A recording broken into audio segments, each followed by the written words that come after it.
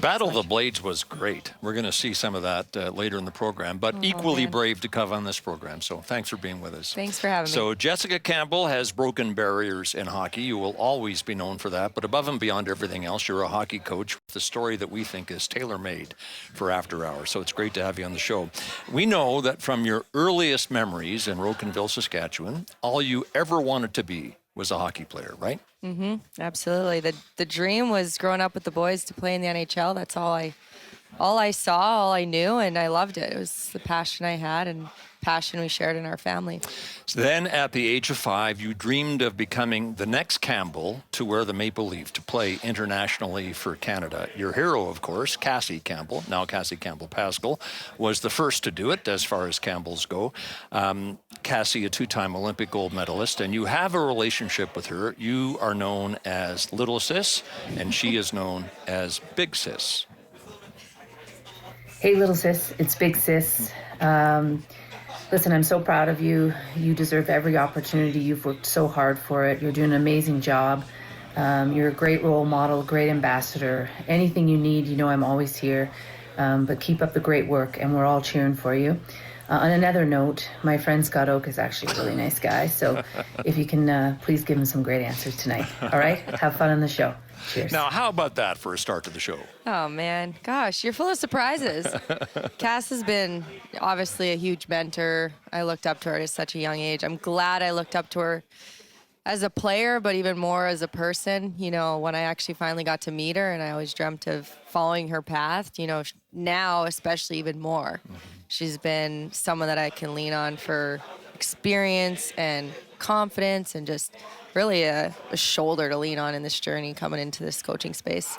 Dave. So, Jessica, your first year behind an NHL bench, how has it been going versus how you expected it to go year one? I mean, the hockey season's full of highs and lows, and I think we're on the journey. We're not exactly where we want to be, but we're on our way, and we're working really hard at sticking to the course of it. So it's, you know, it's a grind. I mean, the season, the demands, the schedule, especially with West Coast travel, or, you know, keeping up with that. But I think the AHL is really, it's the best development league in the world, not just for players, but for coaches. So, you know, my 2 years there with Dan, I think prepared me for what this was and what this is. So I'm loving it. I love the grind of it. We're just going to keep going with it. And you've got control over the power play. You're counted on the last 5 minutes of a hockey game to draw up the plays and everything. How have you been handling that sort of pressure? Yeah, I mean, I think with the responsibility and being at this level, it's a privilege, I think, to be in those positions. And I always want to prepare the guys to the best of my ability and understand that the game plan is clear. So, you know, I think there's not a lot of pressure. I think that it's an opportunity to make a difference, but obviously there is an expectation and a responsibility there that I'm proud of. Question from Ken Karuska, who's a friend of the show. He makes the point that players often have a welcome to the NHL moment. So have you had a similar welcome to the NHL moment? Wow, I mean, there's been a lot of moments this year that have just hit in different ways. I think opening night here at Climate Pledge, when they introduced our team, our new captains, you know, when I heard the crowd's response, the Seattle sports community, it's unbelievable. Our fan base is unbelievable. My whole family was here on opening night, my best friends, former teammates. They traveled all across Canada and North America to be here. And so to hear the crowd's response to my position being announced was just really hit me, the magnitude of what we're doing here and where we're going and what this means for other women in sport and in hockey and really across all industries, what it means for that. So very proud, and that was a moment that I was like, okay, behind the bench now, this is the NHL. You know, you stand behind the bench on a nightly basis as a very good example of what a talented and skilled person can achieve regardless of gender. But it also makes you a role model, a source of inspiration. Your principal responsibility is, of course, to coach, but is it fair to say that you embrace being a role model? Yeah, absolutely. Like I said, this is a huge honor. I'm very humbled to be in this position. I've worked very hard at getting here. It was never a matter of when or how, but the dream was to be coaching at the highest level. And so, you know, I know that with this job, with this responsibility that I have, knowing that my impact, and I want to have a good one every single day. I think every coach wants to do their best they can for the team. Obviously, I know that if what I do can have success and lead to only more good for the game and another door open for another woman that's just as qualified, just as passionate, I think that fuels me every day. It drives me to be the best at what I can do. And I don't think there's very many opportunities in the workplace where you get to tie up your skates every day and know that you're having such a bigger impact than the game itself. What's the best thing you've heard from the kids who look up to you? Honestly, just seeing the look on their faces when I connect with young fans, come behind the glass in warm-ups, and especially when we walk across the ice in some of those Canadian markets, it hits even closer to home for me. Just seeing people's response and the smiles and the celebration that I feel connecting with them, because everybody has a piece in this. Everybody, I think, can connect with my story in some which way. And it's really cool knowing even some of our guys that have young daughters that they too can have a piece in this journey with me, and that's a very special feeling. So the signing of jerseys and shirts, whatever, in warm-ups, it happens a lot. We've seen you do it. Does that ever get old when you're out there supposedly keeping track of line combos, etc.? Yeah, I get my job done first, but I think, and it takes two seconds to just connect with a fan, and I think about my younger you made this self. Girls' Day. Look at that. Yeah, I think about my younger self in that moment, and I never got to go to many NHL games as a young kid, but when I see fans, this could go a long way for them, and it just means so much more than I could ever imagine. So I try to take those moments to really honor and be in the moment that I am now. Hopefully this is a boring story one day and we're far past it, but for right now, it's important to connect with the fans and to be part of that. Dave. Well, you're a trailblazer. You realize that. But along the way, how often did you hear people say, no one's going to hire a female coach, especially at this level? Yeah, I heard it. Obviously, those were some of the barriers up front that as I started as a young coach, I never dreamt of being in this position because I didn't know it was possible. The visibility wasn't there. Though I looked up to all of the remarkable women that were in the league working in many different positions. And I think there's 200 plus that have been doing this a long time before me, Cassie being one of them, Cami Granado. I look up to these women, but when it came to the visibility behind the bench, as I started as a skating coach, I didn't know if it was possible, but as the NHL players I started to work with on the skating and skill development side, as they started to show up in numbers, it kind of clicked within me, and I say this in a way where they gave me permission to believe that this was possible. As they were showing up and working with me, that's when it all began, and so I really just leaned into the barriers of what they were and tried to push through it. You manifested the position. I mean, the sounds of it from playing hockey and then coaching NHLers in the off season and training and everything else, and realizing that you could take that further, and here you are. Yeah, and I had to move to Germany and Sweden and get international experience, and I kind of ended up here in a very unique way, right? And in Coachella Valley with Dan in a very unique way, but I wouldn't trade my journey in coaching and starting in player development for any other way to enter into this position, because it prepared me, and I had to really go down a path on my own and find my own voice as a coach and get my own experience, hands-on experience working with the pros, to understand them, to understand coming here, what it means to work with them. And now on a team setting, it doesn't really change, but I treasure those times, and especially with some of those veteran players that have been key mentors for me, Brent Seabrook, Shea Weber. We still stay in touch weekly, and they're still enjoying this ride, I think, with me. Let's go back to the beginning, and we cannot go much further back than this video, home video from Rocanville, Saskatchewan, when you were a tot. Population of Rocanville, 869 at last count. And when you started playing hockey there, there was no women's pro league. So was the NHL, do you think, a pipe dream, or were you really setting your sights on playing in the National Hockey League? As a young girl in small town Sask, there was no all-girls hockey teams. I was usually just the one and only girl on every boys team I played with right up until I was 16 years old. And so, before I realized what Team Canada was, the dream was to play for the Montreal Canadiens. And And growing up in a French household, that's what it That'd do was, it. you know. Forget Can't say those that Bruins, anymore. it's going to be But the Canadians. yeah, right? yeah, exactly. But you know, it's just what you see, right? And I always saw myself. I always had a fiery spirit in me, and I loved competing with the boys. I wanted to be faster and stronger, and they pushed me. They pushed me to be the best player that I could be. And I think in many ways, walking into an all-boys locker room at such a young age, I saw myself there. I was comfortable there. My mom was coaching the team, opening up the door. And so in many ways, I think she planted this seed for me by showing up as well. Question from Don Neufeld. It's more of a comment than anything, but he wants to know why players from Rokenville, Saskatchewan are tougher than those softies from Kelvington, Saskatchewan, Wendell Clark, Joey Koser, Kelly Chase, Barry Melrose, and others. You don't have to answer that. Just a chance for us to give Rokenville a plug. Good shout out. Yeah, I love it. Yours was and is the quintessential hockey family, and as the youngest child in it, it made perfect sense that you should grow up loving and playing the game. Your mother Monique played at the University of Saskatchewan. Your father Gary's a hockey guy, played the game. Here is a picture of the brood, the 4 Campbell children. Give us the introductions from left to right.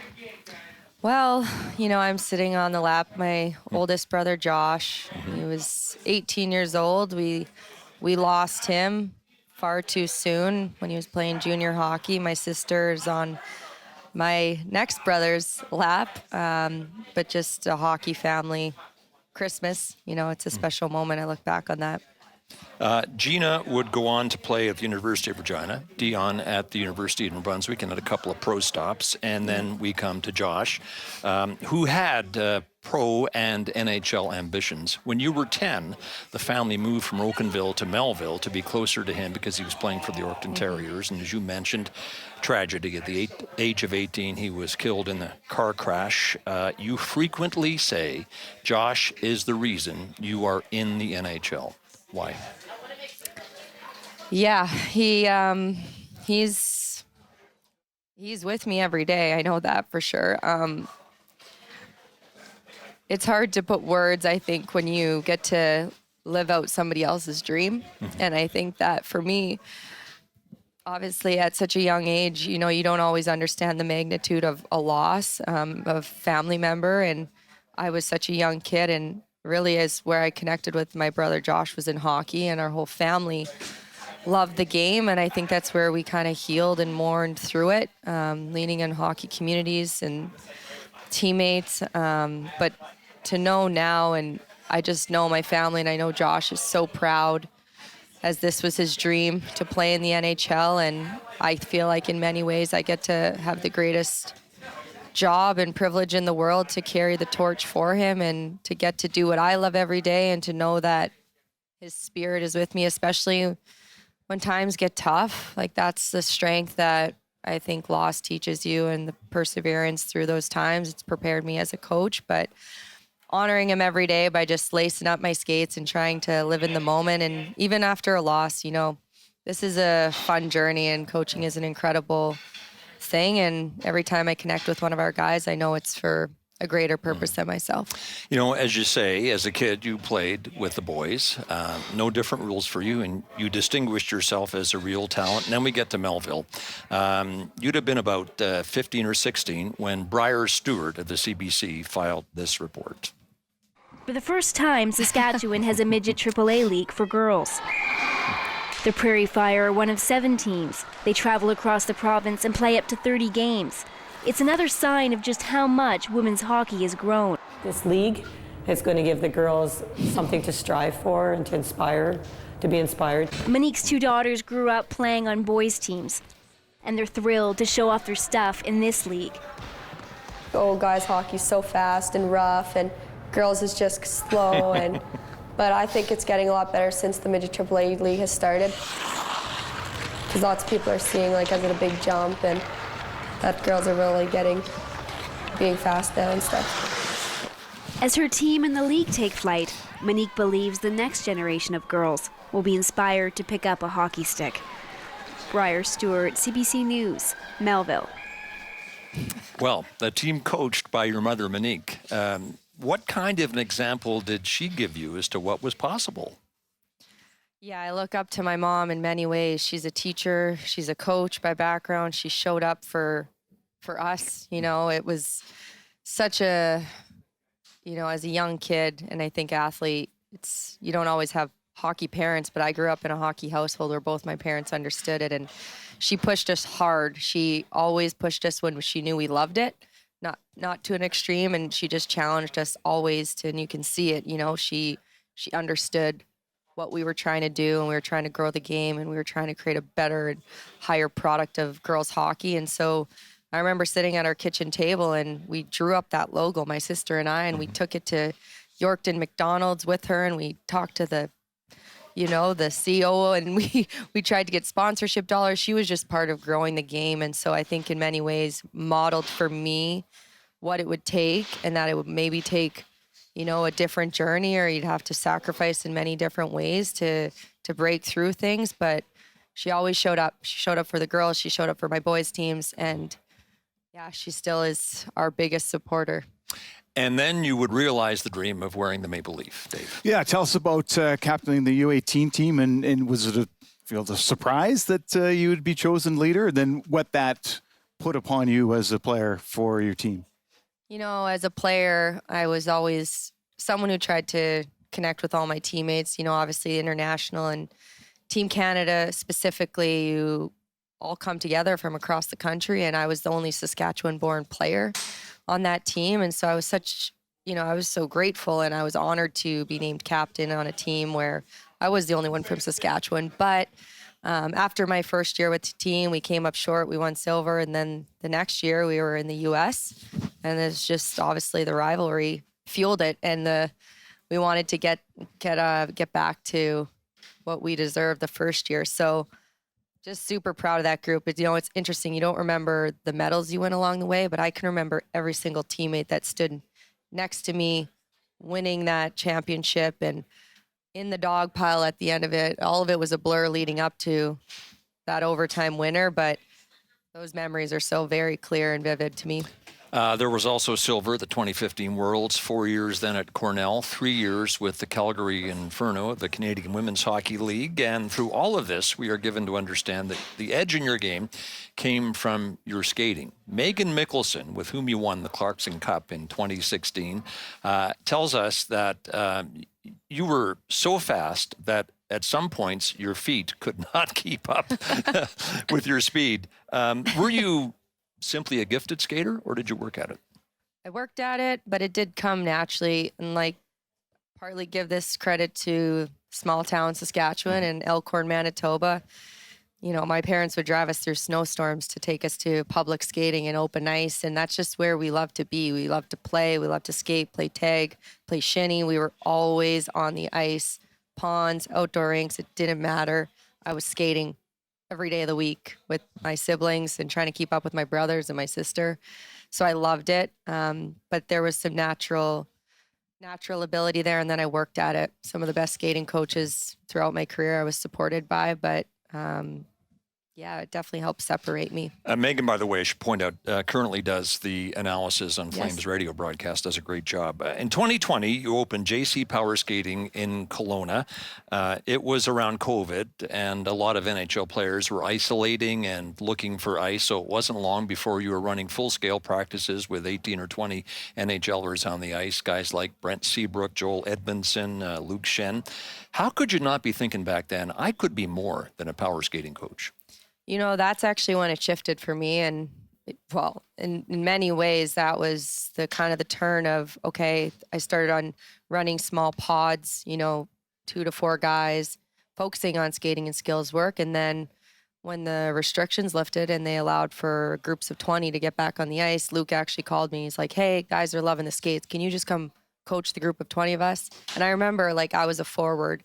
So I definitely, taught the forward skating skills a lot better than I connected with on the D side. But I remember we had about 12 defensemen and the rest were forwards. So it was a very D heavy group. And I remember, talking with my family during that time and what are you running? I'm like, it's a full team skate. I'm just putting them through the paces, trying to get them ready for returning to the playoff bubble. So we're not really even doing skills anymore. And that was when I realized, wait, I'm coming up with my own drills. They're commenting on my own drills. We've never done these drills before. These are your own. And they were. And so I realized, there's value here for them. And that was the moment when I said, okay, maybe, I'm going to take another step here and see what's possible. Okay, there's a couple more things we have to get in here, and I don't want to run out of time. But then the coaching opportunity overseas, Dave. Yeah, how does it be that you get to Germany, coaching in Nuremberg, a city I played in, and then coaching the national team as well? Like, how does it go from what you mentioned, doing the power skating, running the practices, then being the assistant coach? Yeah, uniquely enough, I'll keep this story short because it was kind of a very unique situation, but I was working in Chicago at the time, and a family friend knew what I was doing in North America as a skills coach, and they asked me, hey, could we fly you in and out as a skills coach to come down and work with our team? We don't have a budget to bring you in full time. I'm like, sure, that's great. That's what I'm kind of doing now, and this is a season gig, and I'm trying to get kind of full time in season. I got my off season thing going, and so I did that, and the coaching staff when I got to Nuremberg was a little short staffed. They only had a head coach and one D coach, so their power play was struggling. Mm-hmm. And when I got there to help the team, he said, hey, can you, pick up some pieces here? And pretty quickly I was running the power play and behind the bench. And honestly, things kind of quickly turned around in Nuremberg. Whether they were craving a new voice, a new idea, a new plan, but they started scoring a lot more goals. So Did you hear the legend of Dave Tomlinson in Germany? Sure did. My night's done. Okay, then 2 years with Dan Bylsma, Coachella Valley, the AHL. That's the first barrier you broke, and then this year in the NHL. But I want to get back to your skating. It was on full display in season 6 of the Battle of the Blades when you were paired with Asher Hill, and the two of you were absolutely outstanding. You, I would imagine, wearing figure skates for one of the few times in your life, if not the first time. Oh my goodness. I'm told by someone who worked on the show, the guy who actually directed it, that you really came out of your comfort zone here. This is more than out of my comfort zone. One of the most challenging things I've ever done, probably will ever do, is do what you're seeing right now. This is something that only happens in COVID. You'd probably be more comfortable if you had a hockey stick, right? Be able to zip through that and incorporate that somehow. I was more beat up after this body than probably ever in my hockey career, to be honest. Is that the first time you wore figure skates? Mm-hmm, yeah. Wow. That's not easy. Yeah, no, figure skates in our household growing up was the F word. We weren't allowed to say it. How many times did you fall forward because of the toes? You had to use exactly. That was part of the entertainment of the viewers, was just watching us hockey players fall on our face.